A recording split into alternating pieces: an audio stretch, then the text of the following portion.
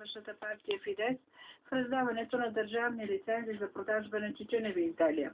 От 1 юли само магазините, разполагащи с държавно разрешително, ще могат да продават тютюневи изделия в Унгария. Според медийни информации от последните дни, някои чиновници от Фидес са раздавали лицензи по политически предпочитания. По повод 20-та годишнина от разработването на световната мрежа и пускането й за свободно ползване, учени от ЦЕРН работят по проект за възстановяване на първата в света интернет страница, съобщи Българската национална телевизия. На 30 април 1993 година ЦЕРН обявява, че глобалната мрежа става достъпна за всички потребители по света. Целта на учените от ЦЕРН е да съхранят ценностите и разбиранията на поколението, създало интернет.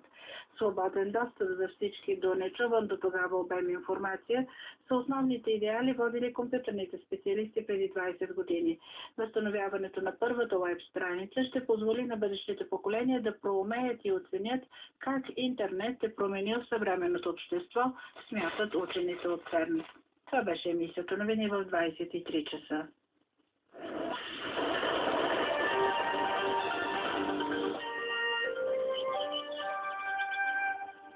Прогнозата за времето е на Анна Дякова.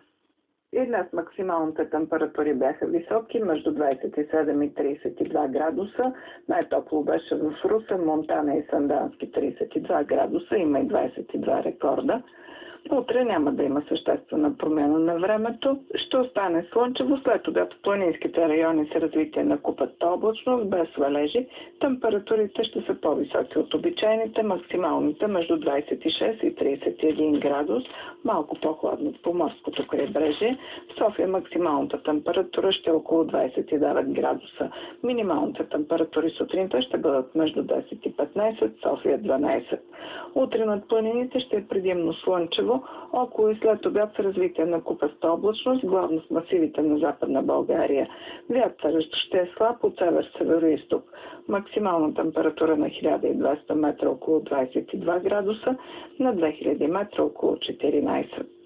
Чухте прогнозата за времето на Националния институт по метеорология и хидрология при БАН.